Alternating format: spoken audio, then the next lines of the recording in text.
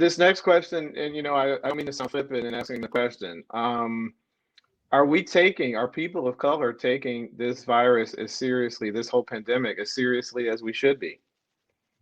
We know the interventions can positively affect things. So, are we going into it not taking it as seriously as we should? I have questioned that myself. I get enraged, I have to say, when I see, because I know these numbers are impacting people of color more severely. When I see people of color walking around without a mask, I saw a woman in the grocery store, a young woman, not too long ago, and she just breezed right in, no mask, walked right up to the deli, and I just got enraged because I knew that whatever she may pick up, she could asymptomatically bring back to her home and her community, and I just begun to spin out of control. Are we taking this thing as seriously as we should? I think particularly there's a lot of, in the minority community, there's a lot of misinformation that's out there. And many times, just because of historical distrust in healthcare, we rely on our social networks.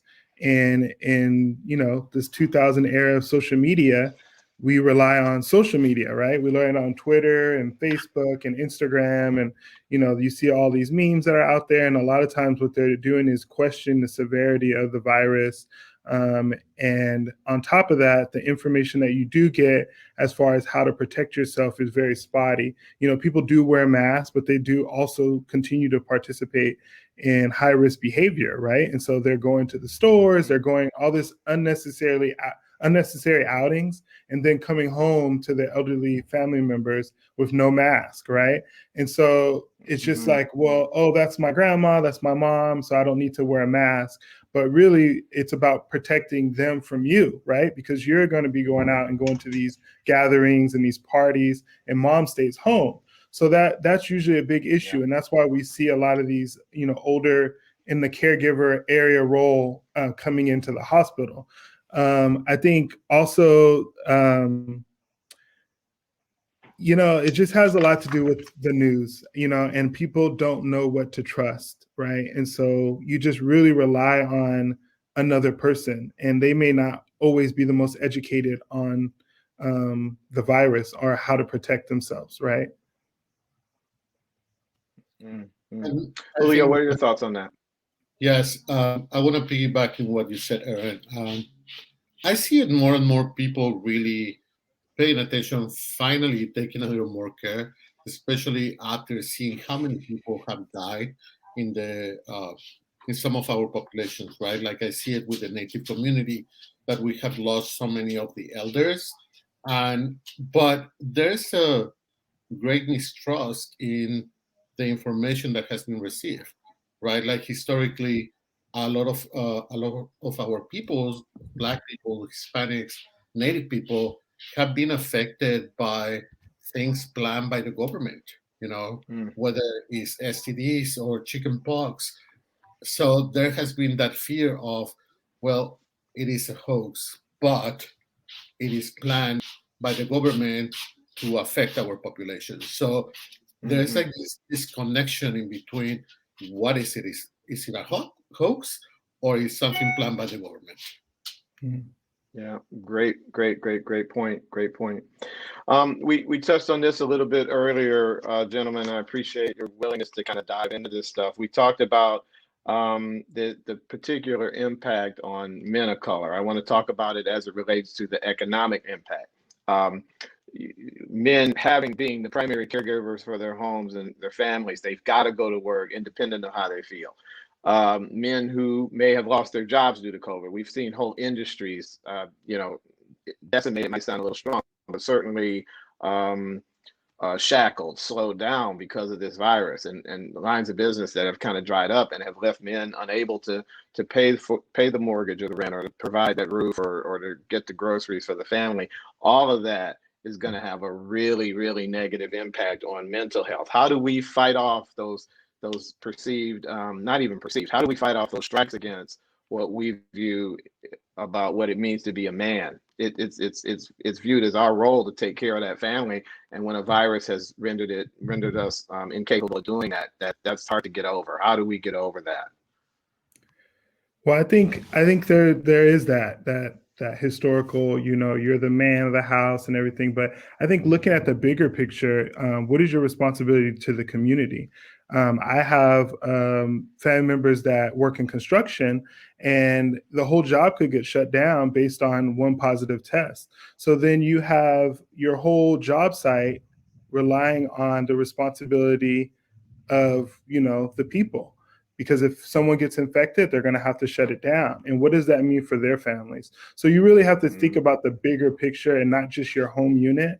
And I think culturally, and I speak of culturally in America, it's just such I feel like everyone's just focused on themselves and their unit, right? Who's at my house? But you really have a responsibility to everybody in the community. And that's what this virus really showed, is that more needs to be done for everybody, right? And we can't just think of that's their issue, those people over there. We have to think about everyone and how our decisions will impact the whole community.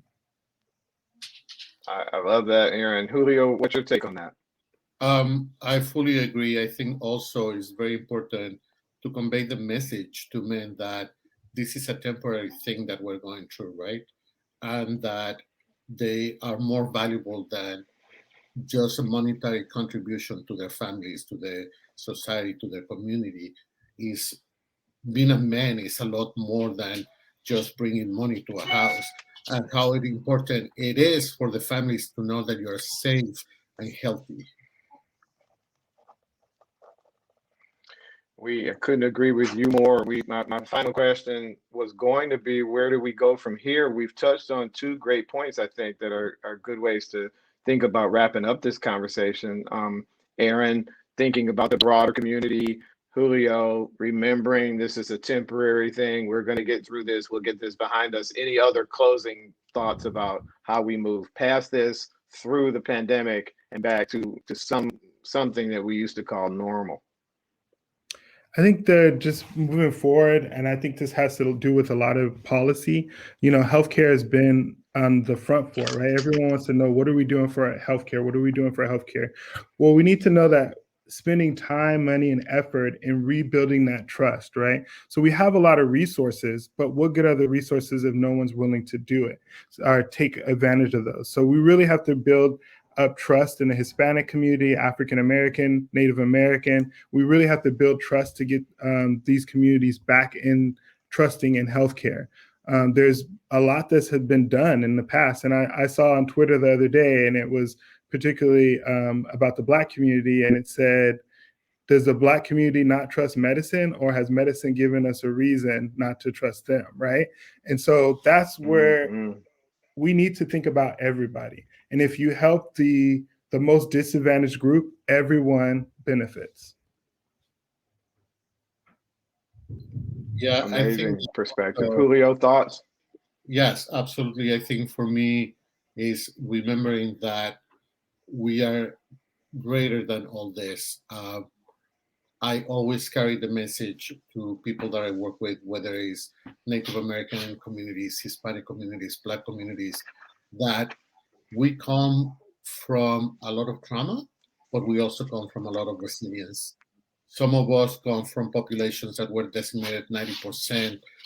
We are survivors of the people who do long journeys against their will. And that's what we carry in our DNA. That's who we are. I am more than the trauma. I am the resilience and the strength of the people who survive to allow me to be who I am now. Wow. You guys never fail, Brother Be Well. I always walk away from these conversations feeling better than I did walking into them. So I want to thank both of our guests today.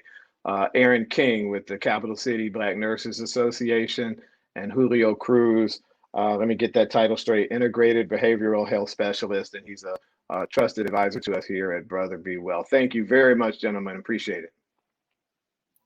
Thank you for having us. Thank you.